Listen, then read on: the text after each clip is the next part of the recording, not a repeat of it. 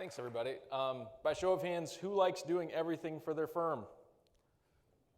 Who likes sitting in every seat that exists in your firm? Exactly, right? So I'm going to talk about how you can use Facebook ad campaigns as basically rocket fuel, as a mechanism for scale to get you out of every seat, right? How you can grow a team by using something as powerful as Facebook. So the last time I was here 2 years ago, I had just opened my firm about 8 months prior. It was me and a part-time legal assistant, and we did about 500 grand that year. Since, I've doubled down, really invested a lot of effort into Facebook campaigns and scaled my firm to 12 people at $1.6 million. And as I sit here today, my firm is still making money without me. So if that sounds like a good thing for you, Facebook can be a tool to accomplish that objective. An important understanding in any marketing channel, any marketing campaign, not just Facebook, is that your ideal client needs your help. They are out there. They may not know that they need your help. They may not even know that they need help at all, that they have a problem. They may not even be looking. They may not even know who you are. They probably don't know who you are. So you need to use people and tools to reach your ideal client if they're not already in your universe. Most lawyers start in organic marketing. They start in person-to-person connections, networking, coffee meetings, lunches, cheap, easy, build rapport, build relationships, build referrals, and or content, right? You're publishing blog posts. You're optimizing your Google My Business page. This is organic marketing, right? It's sort of first phase growth, lead generation. It requires your input periodically, passively, actively, but you really don't have a whole lot of control over it. You just sort of hope that it works, right? So if you consider your firm like a garden, organic marketing is like the rain. It happens when it happens. You can't just turn the rain on. Rain happens whenever it wants to. And it creates a natural ceiling because you're only one person. You can only do so much. You can only make so many contacts. You can only nurture so many relationships and publish so many blog posts. So at some point, you hit a threshold of a plateau. You can't grow further based on that alone. So you need something to break through that ceiling. You need to start acquiring leads in more diverse channels, paying for them, right? Paid media, paid search, paid social. You're acquiring leads at this point. There are people who don't know you exist. If they did, you'd already be connected to them. So these are reaching potential clients that you're not already talking to, that don't even know who you are. They may not have any urgency. They may not be looking for your services yet, but they may actually still need your help without knowing it. They just don't know what they don't know. But they're not actively looking for a solution. So in the gardening context, this is more like a water hose. You turn it on when you need it, and you have direct input. You input money, you get leads back. Direct control. Eventually, you can use things like audience targeting to dial in your ideal client and only your ideal client. Maybe that's based on very specific parameters. Maybe you're really niche down. You only want to work with maybe women business owners or men in a certain geographic location. You pair that with an irresistible offer, something that speaks to their pain points, their anxiety, their emotion around the problem that they have. Not the feature, but the purpose. When you combine those two things, audience targeting with an irresistible offer, you're fishing with the right bait. You're going to attract leads who want to hire you to help them. Facebook is one of the most powerful media platforms that has ever existed. It has 2.2 billion active users every month, billion with a B. That's over a quarter of the world's population is on Facebook every month. The average time spent by a single individual every day is an hour. Think about in your day. You probably spend more time than that, right? but the average person spends an hour on Facebook. People used to look at commercials to be able to find service providers. Now when commercials come on, they pick up their phone. They start scrolling. They're looking at Facebook. They're looking at Instagram, WhatsApp, Messenger, all owned by Facebook, by the way, all part of the Facebook business platform, right? But the average user will click on over 11 ads a month. They're engaged. They want what you are offering. You just have to put it out there in the right way. You have to use the right bait for what they're seeking. Once you find that ideal combination of audience targeting with irresistible offer, then you can turn up the gas. Turn it up to 11. It becomes scalable, refinable, repeatable. You can schedule these campaigns on a regular basis. We use them on a monthly basis to add an additional $400,000 of revenue to our firm. That's how we hired. That's how we brought on 3 more people the following quarter after MaxLawCon 2019 and 6 more people the next year. We can bet on this revenue coming in because it's going to add another 400 leads to our list every single month. Of that, about 20% are booking consultations, and of that, about 70% are converting to clients. We know that every month. We can bank on that. And we've used that as a consistent, repeatable, scalable way to grow our firm, to get me out of every role, and to fill those roles with people who are actually better at it than me. And there's really no limit. If you know for sure that you put $1 into something and it's going to give you $5 back, who wouldn't do that? Exactly. It's scalable. It's bankable. It works. You just have to find the right combination. Why do we use webinars, right? What I just talked about, all of that applies to Facebook generally. Audience targeting, irresistible offer. Webinars are unique in their ability to get you consultations on the board. You're getting more face time. You're getting more trust with your potential client. You're getting more opportunity to discuss the nuances of the problem that they have and the ability to explain to them how you can help them solve it, right? So by the time that they've engaged with you on the webinar, they're ready to move forward. You're pre-selling them. This isn't an ebook with just words on it that are sort of high-level solutions that you might be able to offer. This is you actually digging in, getting down below the surface, and actually describing to them how that would work. You're establishing trust and rapport, but you're also giving them a call to action. You're asking them to take action in the moment during the presentation. So while Facebook, powerful in and of itself, however you use it, webinars take it to the next level. Now, of course, webinars are most effective for the practice areas where you can define your ideal client based on demographics or interests. It's hard to do that with personal injury, right?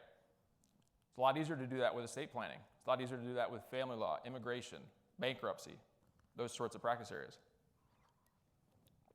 But Facebook, this is kind of the creepy side of Facebook, collects up to 52,000 data points against you. And they do that really without you even realizing it. In-app and off-app. They're tracking you. As an individual, that's weird, right? That's sort of the modern reality of using technology. But as a business owner, you can use that to your advantage.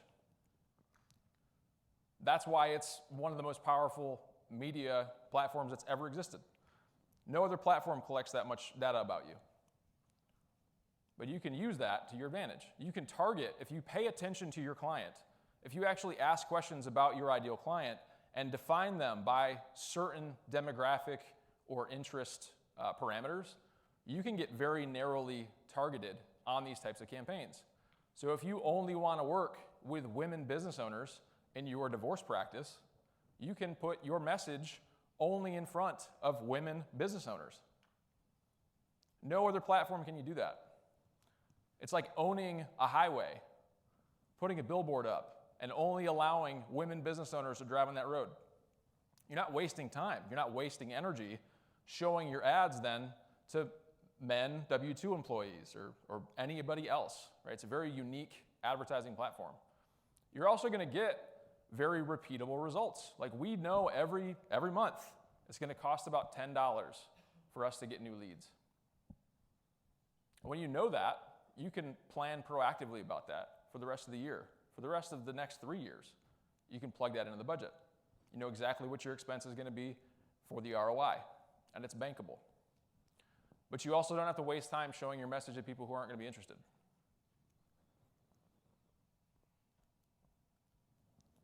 Again, this is not perfect for every practice area. But if you can think about your client right now, and you can define them by what they do, where they live, their gender, their interests.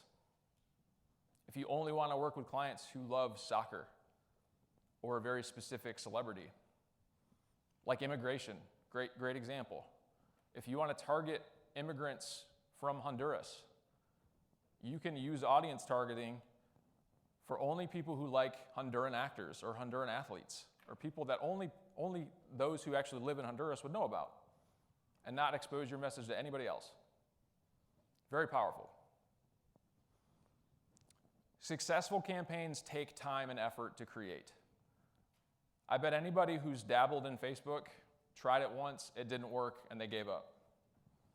It's like a fad diet. If you're not going to invest in it and actually try to utilize the platform for its fullest capabilities, you're going to be let down. It's like getting a gym membership, going twice, and then expecting to have massive biceps. Not going to work. Every campaign, doesn't matter which channel you use, email, traditional social, PPC, you have to tweak. You have to run different iterations of it to do trial and error, improve over time. It's iteration, right? Refining. Your first campaign is not going to be your best. It's because you're testing new concepts, you're testing new messages.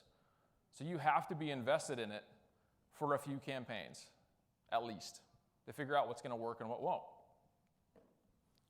Make it authentic. It's not going to be an effective campaign if it doesn't sound like you. If it sounds like somebody else made it for you and it's canned and, inconsistent with your overall branding, your potential clients are not stupid. They're going to see the inconsistencies. And have infrastructure to actually follow up. Your leads are totally worthless if you're just going to collect them and do nothing with them. Not everybody's going to convert the first pass. You have to have a follow-up mechanism. So with the last 7 minutes, I'm going to tell you about the 5 ways that lawyers fuck up their own Facebook campaigns. And hopefully you can learn from this. Don't make it all about you. I can't tell you how many times I have seen lawyer Facebook ads that says, New York's premier bankruptcy firm, or over 100 years of experience in criminal law. Nobody cares. You're not speaking to your lead there. You're speaking about yourself. That's self-flatulation. It's a really good way to waste your ad spend. Also, I shouldn't see any New York ads in Raleigh. You're using the platform wrong, right? Not actually knowing your ideal client. You have to actually take time, and this is a common marketing issue. It's just not just Facebook. It just is amplified in Facebook campaigns. You don't actually understand what their problem is. You're not actually speaking to their pain points or the emotion that they're feeling surrounding their problem. You're focusing on the features, not the value. Nobody wants a divorce. Nobody wants a divorce. Nobody wants a will. Nobody wants a trust. They want the things that come from that. They want to be free of a loveless marriage. They want to know that their kids will be protected. They want to know that there's some certainty, some peace of mind in the outcome. If you're speaking about the tool, you're missing the boat. Are there any fishermen, anglers in the audience? People go fishing not necessarily to catch a fish. Like my kids are 7 and 5. I bring them fishing for the experience of catching a fish.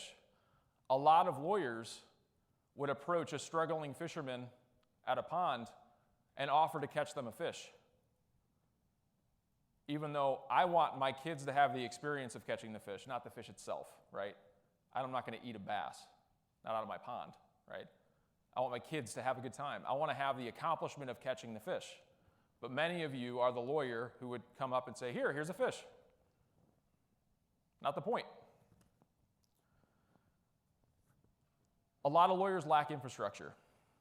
They don't have good lead tracking. They don't have good reporting metrics. They don't have any follow-up campaigns.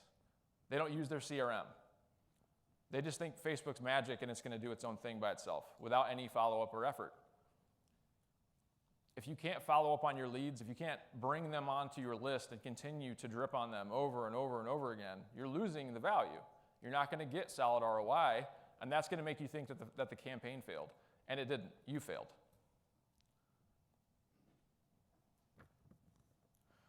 Putting all your eggs in one basket. Who's done their own Facebook ads? Did you A/B test? Did you run one, what you thought was awesome ad campaign? Thinking, oh, great picture, perfect copy. I used emojis and everything. And then you went for broke. You set it and forget it. And just thought, oh, it's a great ad, it's going to work. But then it didn't. Because it's what you thought was going to be a good ad. It's not what your clients thought was going to be a good ad. Good Facebook ad campaigns will A/B test ad sets against each other.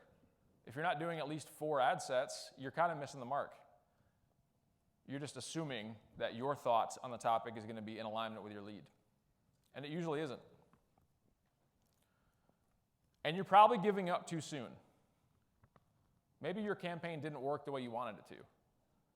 Well, shit, I guess Facebook's not for me. Well, I promise you that's not the case, or else Facebook wouldn't be making as much money as it did. It means you didn't find the right combination of audience targeting and irresistible offer. Doesn't mean there isn't one, just means you haven't got it yet. You have to continue to test. We've been running these campaigns for over 2 years. We still change every month what we do. This isn't set it and forget it. So you have to invest. If you're going to approach Facebook advertising, you need to be invested in at least 3 months of campaigns because you have to test. The only way you're going to get good feedback is actually running it, seeing what's going to work and what isn't. If you do anything less than that, you're really not giving it a fair shot.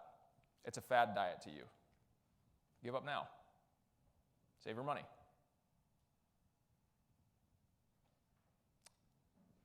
That's all I got. Who's got questions? We still got 2.5 minutes.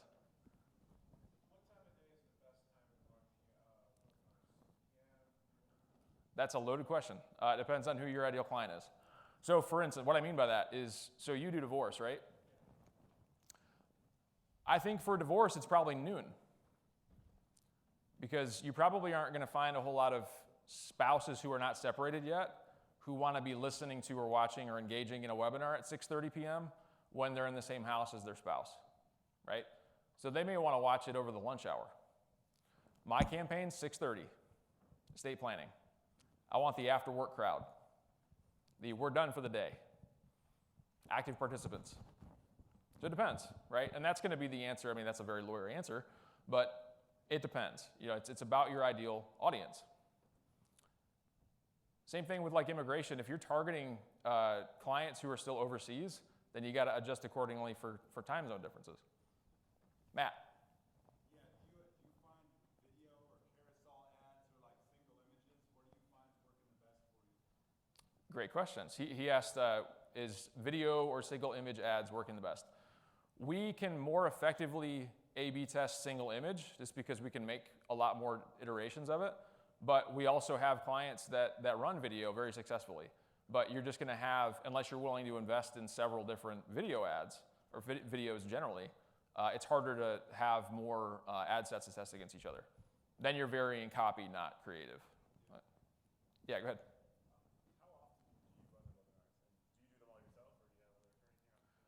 Yeah, I run them. So Pareto principle, this is the 20 that makes the 80, right?